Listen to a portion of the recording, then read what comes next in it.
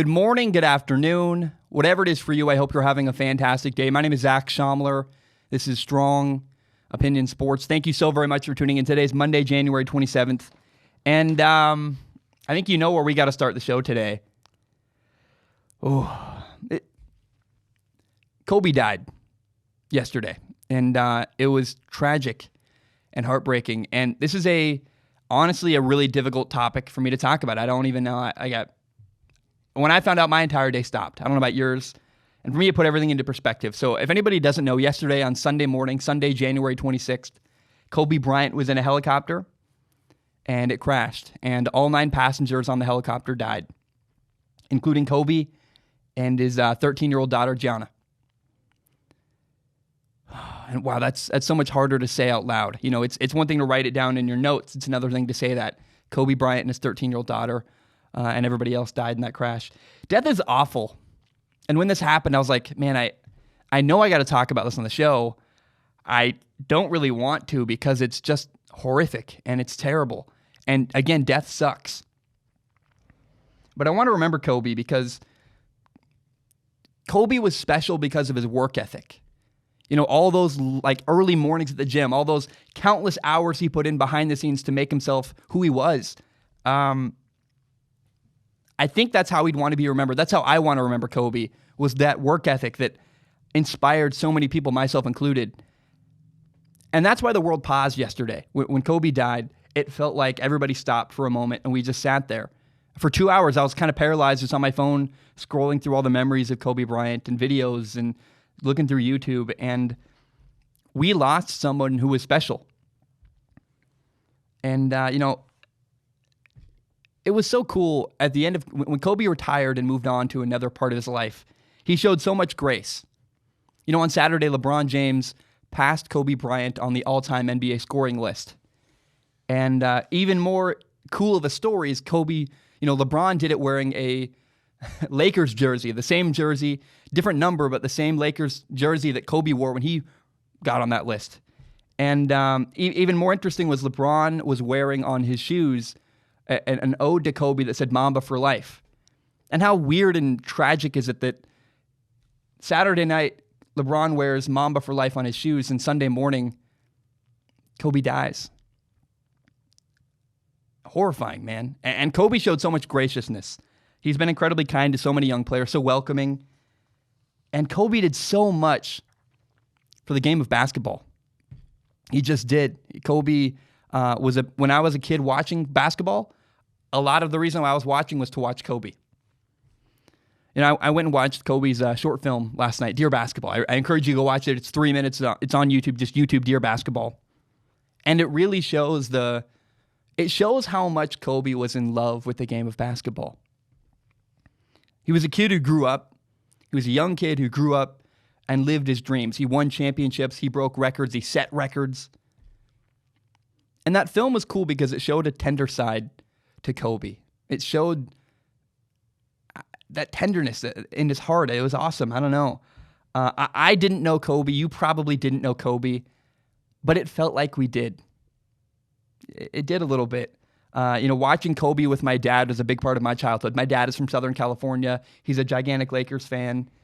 And I am so grateful to Kobe Bryant for those memories with my dad on the couch, having chips and cheese and enjoying watching a Laker game. I'll always remember those moments. And thank you, Kobe, for those moments, man. It was, he gave us a lot of special memories together, me and my dad. And, my final thought in all this is that please tell the people in your life you love them. Please tell the people in your life how much you mean to them. I took last night off. I went and hung out with my family. I hugged my best friend. I enjoyed the moment with the people I love. And you never know when life's going to come to an end. You don't.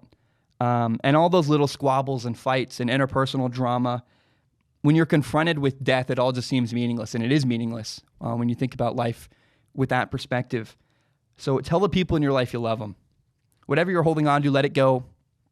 And enjoy the time you have with the people you love. We lost a great one on Sunday morning, Kobe Bryant.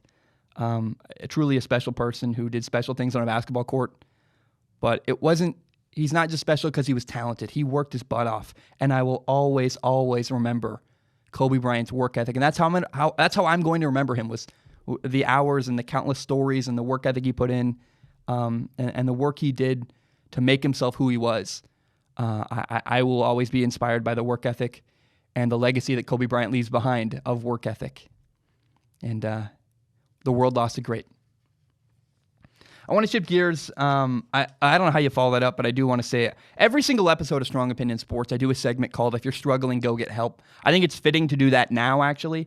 If you don't know, 4 years ago, my younger brother took his life.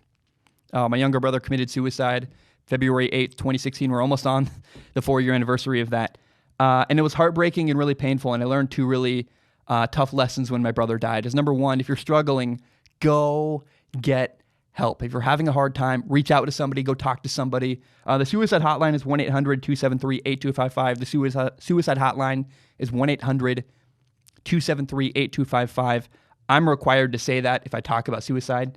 It's part of the media standards. But I really hope you don't just call the suicide hotline. Talk to somebody in your life. Go get professional help and talk to somebody you know personally. My brother suffered in silence. He never shared his struggles. One day I came home and my brother was dead on the floor. And that's brutal. That's painful. And I didn't make it clear enough. This is the second painful lesson I learned. So number 1, if you're struggling, please go get help. But number 2, I didn't make it clear enough to my younger brother that he could come talk to me, that if he was having a hard time, he could reach out to me and we could have a conversation. My brother and I saw him every day. We talked about video games and movies and sports and girls, and we never had the conversation we should have had. We never had a conversation with a lot of depth. And so I encourage you, not only should you tell the people in your life you love them, give them a hug, take care of them, make it clear to them how much they mean to you, but also don't be afraid to have conversations with more depth than just sports and movies and video games and girls or whatever. Don't be afraid to be like, hey, are you doing okay? How's this? How's that? Don't be afraid to have conversations with a little more depth, guys. If you're struggling, please go get help and do not suffer in silence.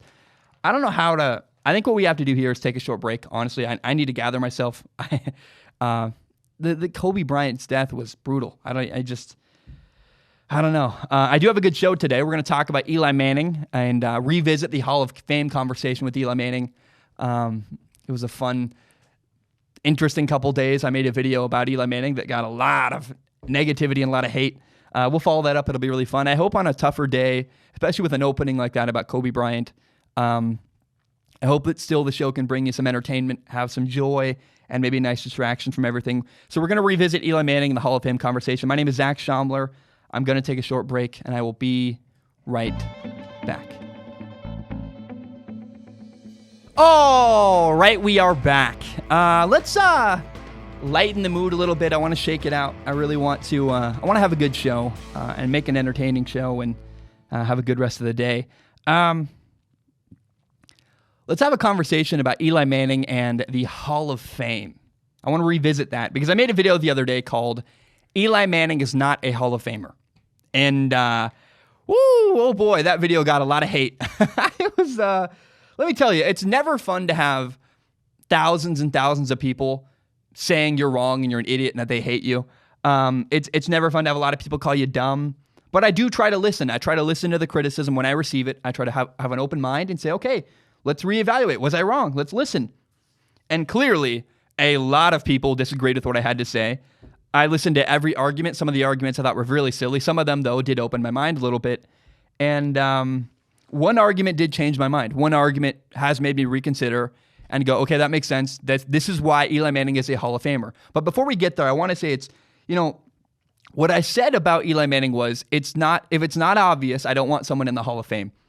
And I'm stingy with the Hall of Fame. The reason I said that is I come from a place of I don't want to just let everybody in. I really want the Hall of Fame to mean something, to be special. I don't want to just let any guy with a couple of good stats to get into the Hall of Fame. Now, I think what's interesting, though, is that's clearly not Eli Manning. I'll tell you why I think Eli Manning is now why I've changed my mind and believe Eli is a Hall of Famer. But I want to repeat, I want the Hall of Fame to be a special thing that's meaningful and not just let everybody in that we think is good and has an interesting couple of stat lines.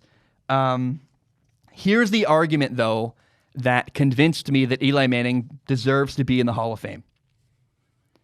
If I tried to sit someone down and tell them the story of the last 20 years of the NFL, Eli Manning's name would have to come up if I tried to explain, here's what happened in the NFL from the year 2000 to 2020. Eli Manning's name would have to come up multiple times. You had mentioned Eli Manning. You'd start with him coming out of college. He was the quarterback. He's only the second quarterback in NFL history, second player in NFL history to refuse to play for a team and say, if you draft me, I'm not going there. John Elway did it. Eli Manning did it. I will always appreciate and remember that. It's one of my favorite sports memories of all time. I made a video talking about my favorite moment in Eli Manning's career. I said that. Eli Manning will always be special to me because of that moment. And then, you go, okay, Eli was the brother of legendary quarterback Peyton Manning. And I'll tell you, I grew up playing catch with my brother in the backyard. We would pretend we were Peyton Manning, Eli Manning. That was the fun thing. And they played against each other. Peyton and Eli had games where they played against each other. That's special. That's cool. And you would have to mention that.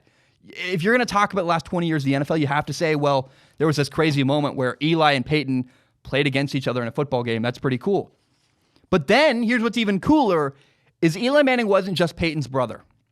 And he wasn't just, interesting because of the way he began his NFL career, saying he didn't want to go to the Chargers. He eventually made a name for himself. He won 2 Super Bowls, and he was the MVP of both. And I had to be honest with myself.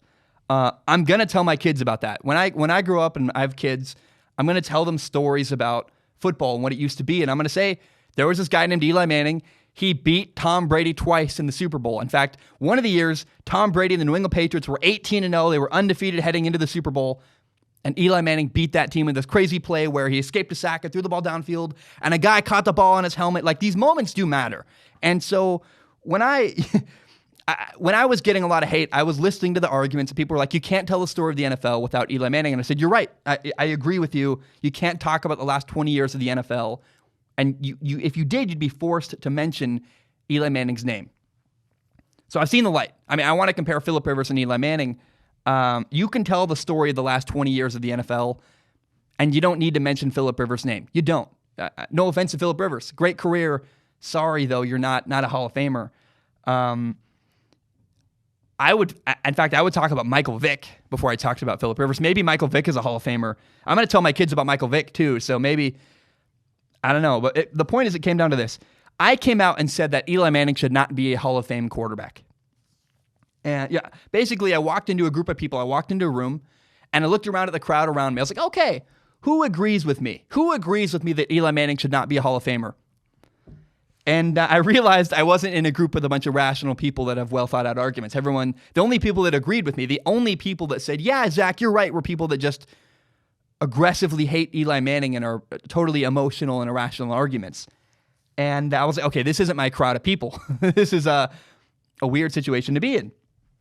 And so I know how this looks. I know that here's how it looks, I think, from the outside perspective. It looks like I said one thing, I got a lot of hate for it, I changed my mind. I'm not changing my mind because of the hate. I'm changing my mind because people came after me and gave me better arguments than the one I was making. They changed my mind because they were right.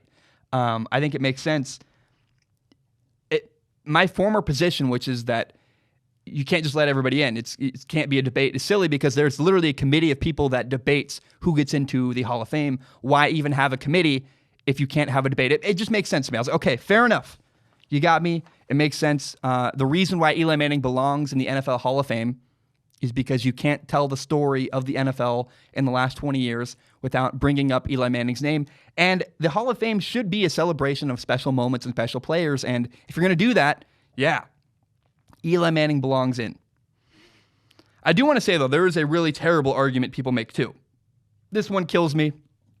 I hate it. So I've made the good argument. I agree, by the way. Yes, Eli Manning belongs in the Hall of Fame. Here's an argument, though, that drives me nuts and is truly terrible. Some people try to convince me and say that Eli Manning belongs in the Hall of Fame because if Joe Namath got in, if Joe Namath could get in, so should Eli Manning. And then they compare their stats, and they compare Eli Manning's stats to Joe Namath's stats.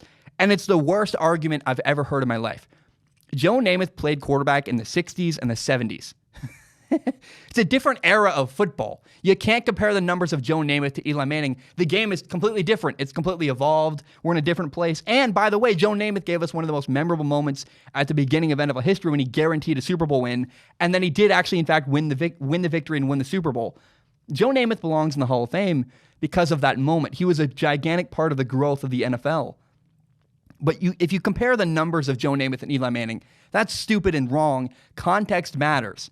The context of where we were in the 60s and 70s in the NFL is completely different to where the game is now. Comparing numbers of someone from the 60s and 70s to someone who played in the 2000s is just silly and ludicrous, and I think a horrible argument. And so context matters. And to compare Eli Manning and Joe Namath's stats is completely disingenuous and I think very silly. So you can't erase context just to fit the narrative that you're pushing. But I do agree. Eli Manning is a Hall of Famer because, again, if you wanted to tell the story of the last 20 years of the NFL, you would have to mention Eli Manning. He's been a cornerstone. He's been a pivotal part of the NFL, both the duels against his brother playing quarterback, the way he came into the league, and then the 2 Super Bowl victories, the 2 Super Bowl MVPs, not to mention the numbers he's put up. If you were going to tell the story and recap the last 20 years in the NFL, you would have to talk about Eli Manning, and for that reason, he belongs in the Hall of Fame. All right, quarterback D'Eriq King is transferring from the University of Houston and heading to Miami. And I want to remind everybody where this story started. Earlier in September, he did something I had never, ever seen before. D'Eriq King was totally healthy. He was totally secure as a starting quarterback, and nobody was going to bench him or take his job. He had everything going for him as far as health and security with his position. But then he suddenly decided to redshirt, and it did something I've never seen before. It was the weirdest and then also one of the smartest things I've ever seen in college football. I mean, imagine this. This is exactly what he did. 4 games into his into his college football career. 4 games. I hope I've said college the entire time, not NFL. 4 games into D'Eriq King's college football career. His team was 1-3, and he decided to just put everything on hold, redshirt, take the rest of the year off, and come back and play the next year. And I thought it was brilliant. And the NCAA rules allow you to do that. If a player has only played 4 games in the year, they can still redshirt and put everything on pause, take a break, play again the next year, save a year of eligibility in the process. And that's what he did. And I love it. And it's really funny, when I made a video about this in September, I predicted that D'Eriq King was, in fact, eventually going to leave the University of Houston. And Houston fans got all mad at me. Houston fans are like, he's not going to leave. He said he's going to be with our program. He said this. And he did say he was going to stay with the program. However, no offense, I was right. D'Eriq King has, in fact, left Houston, like we all knew he would. If you had any brains, you're like, yeah, he's going to leave Houston. I think the only people that believed D'Eriq King wasn't going to leave was hopeful Houston fans. I can't blame them. They were hoping their quarterback would stay. I can't blame them for hoping, but sadly they were wrong. Now, it's interesting in all of this, the Houston head coach, Dana Holgorsen, publicly supported D'Eriq King. But I hope you realize the reason he did that was because he had to. D'Eriq King forced Dana Holgorsen into a position where basically his hands were tied. If the head coach had called out D'Eriq King for not being committed to his football team, and then the quarterback transferred anyway, then it would look like the head coach forced him out. And that's a bad look. You don't want to be the reason a player leaves your program. So Dana Holgorsen was protecting himself. Again, he had no choice. His hands were tied. D'Eriq King kept saying he was committed to Houston, and so Dana Holgorsen had no choice but to embrace him and say, yeah, we love D'Eriq King. He's great. He's great. And if he leaves, it's a D'Eriq problem, not a me problem. What was the coach supposed to do? I have no idea. I can't blame him at all for the way he handled that. Now, honestly, I really, really want to credit D'Eriq King in all of this. I love it all. I think it's incredibly smart. He manipulated the NCAA rules to fit his needs. Yes, I wish more people did this. He followed all the rules, by the way. D'Eriq King completely lived within the rules of the NCAA. He redshirted to save eligibility. That's a new rule, totally fine. He said he was committed to Houston. He did. Now, honestly, looking back, it was pretty vague. He said, I'm committed to the growth of the Houston program. Made some vague statement like that. But by committing and saying by saying publicly he wanted to be at Houston, which he did actually want to be at Houston, it allowed him to stay there and finish his degree. Then getting his degree allowed him to be a graduate transfer, which means he could transfer from Houston, go to anywhere in the country, and play immediately and be immediately eligible rather than having to sit out for a year. And by the way, the guy got his degree. D'Eriq King got his college degree. Nobody seems to appreciate that. Hey, well done, dude. Great job.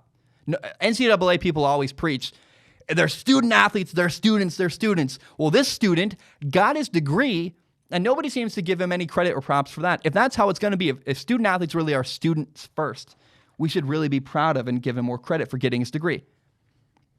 I love all of this. D'Eriq King has put himself in a great position. He's smart. He leveraged his skill set, and D'Eriq King used the system for his own good. I love it. I totally support it. He made a daring, unconventional move by redshirting when he's totally healthy, had a secure spot, and in doing that and following the NCAA rules, he actually got exactly what he wanted. And by the way, D'Eriq King seems like a good dude. I've watched a lot of interviews. I've heard the way he talks. He seems like a guy with a good head on his shoulders. You got to realize his position, kind of empathize with the spot he found himself in. Going into his senior year, his college football team got a new coach. And his team was in a horrible spot. And I think he realized, look, I don't want to be here. I don't fit with this new head coach. And so he creatively found a solution to get out of Houston, save eligibility, go play somewhere else. That's exactly what he did. I have nothing but respect and admiration for the way D'Eriq King handled this whole situation. It was smart. It was clever. He did everything right. He followed the rules completely. And in doing so, he gave himself a better opportunity to have a good end to his college football career. D'Eriq King, I love it. I love it. I love it so very much. So, D'Eriq King is heading to Miami. What does that mean? It's awesome. It's, I think, really great for both parties here. Miami wants a veteran, stable quarterback. That's what they're getting. And D'Eriq King wants to play, and he wanted to be wanted. Miami really did want D'Eriq King. It's a great fit for him. I am so curious how all this shakes out because a lot of people, the people I've talked to in NFL circles, do not really look at D'Eriq King as a potential NFL quarterback. He's not viewed that way. I don't think that's entirely right. I think if you look at the film, he's got some stuff I think is really good. But I wonder, can this year at Miami change the narrative about D'Eriq King? Can he set himself up to be viewed as an NFL quarterback? And the most fun question in all of this is that, what does D'Eriq King bring to Miami? What does he bring to the program at the University of Miami? When I watched the tape, D'Eriq King has a better arm than I expected. He's really accurate. He can beat man coverage. He's got some great throws. Watch the Texas Tech game from 2018. He's got some great throws down the sideline against man coverage. I was like, okay, that's pretty good. He makes really good decisions. I was actually really impressed. The more I watched the tape, the better I thought of him. And I want to be careful here because I don't want to I don't want expectations to go crazy here. So this is not a prediction, but I want to just kind of put this out there to the world because I think it could happen, and I want it on the back of people's mind that there's a possibility D'Eriq King could win the Heisman Trophy next year in college football. Now, things have to go right. A lot of things have to go right in order for that to happen. He needs good coaching. He needs help from his teammates. But D'Eriq King has the skill set to win a Heisman Trophy.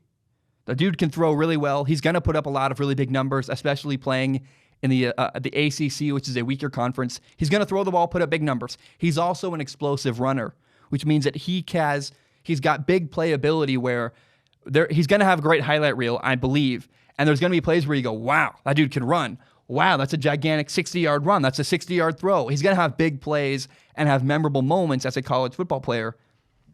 And he's going to have a good story because nobody is going to be talking preseason, I believe, about D'Eriq King winning the Heisman. Maybe I will because I'm crazy, but I think a lot of people are going to shift their attention to Justin Fields at Ohio State and this guy and that guy. And I believe that D'Eriq King is going to go somewhat under the radar and be kind of a dark horse, and that's the person people love when they vote for the Heisman Trophy. If you notice, the guy who's the front runner at the beginning of the year never seems to actually win. Every year it's like, well, shouldn't Tua be the front runner? Shouldn't this guy? And then Joe Burrow comes out of nowhere, he wins the Heisman Trophy.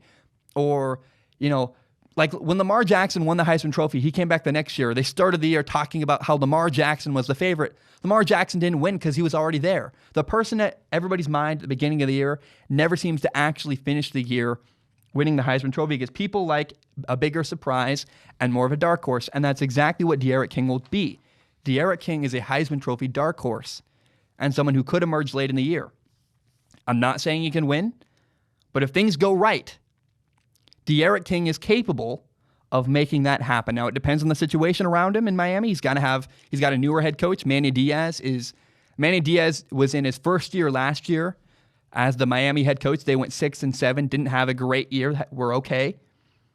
And then Miami just fired their offensive coordinator. They brought in a new guy. I think the new guy's great.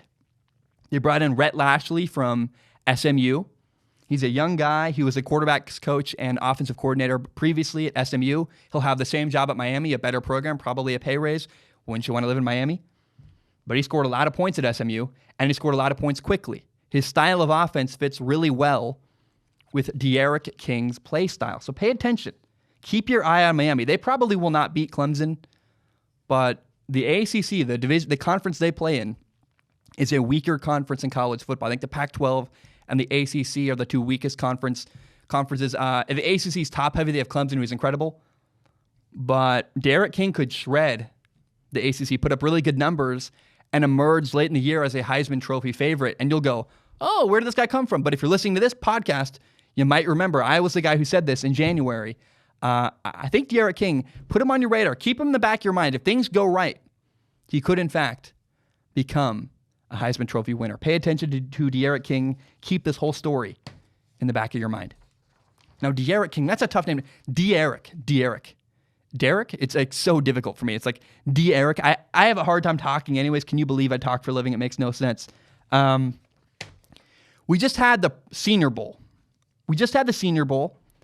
And that's where a ton of NFL top prospects come together and play what's basically an all-star game. Now, I want to go next year, by the way. One of my dreams next year is to get an Airbnb for the week in Mobile, Alabama, go watch the Senior Bowl all week, watch practice.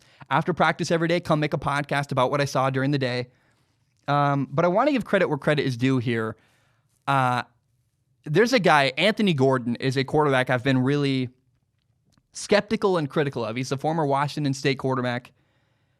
This week, he did a great job. Throughout practice, throughout the week, I've heard good things from people who were there about Anthony Gordon. I wish I'd seen it for myself.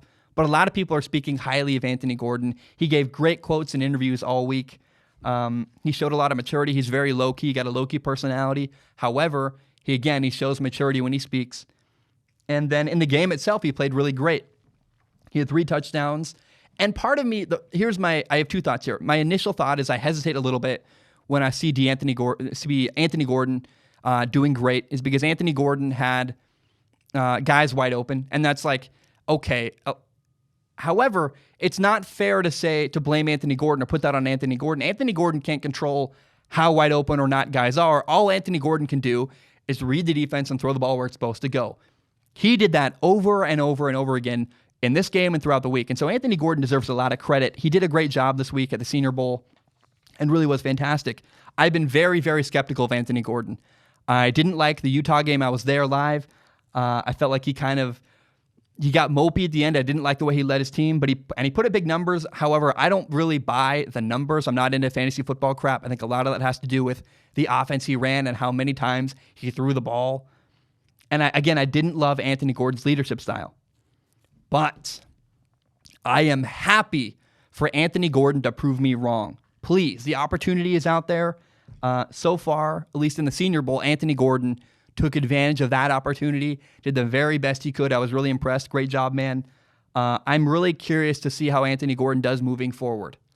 Will he continue to improve his stock? I mean, I don't know what else we have the rest of this year. Really, it's none of the stuff Anthony Gordon does from here on out to me is going to matter until I'm going to watch his film. We'll do a film analysis video, and then we'll see him in the preseason, and that'll be really fun to watch Anthony Gordon at the NFL level in the preseason as a backup quarterback playing against other NFL players. It'll be really fun. But so far, Anthony Gordon has impressed me, impressed a lot of people throughout the league, and he is rising. He's doing better, and he's gaining my respect. I want to be clear. I've been really down on him. He is slowly changing the narrative. Can he continue to? I don't know. But right now, I want to just give props. Anthony Gordon did a great job at the Senior Bowl, and I really respect everything he did. His answers he gave, the way he played, the way he read defenses, the way he threw the ball. I was really impressed with Anthony Gordon at the Senior Bowl. Okay, last story of the day. The New York Giants hired former Browns head coach Freddie Kitchens as their tight ends coach.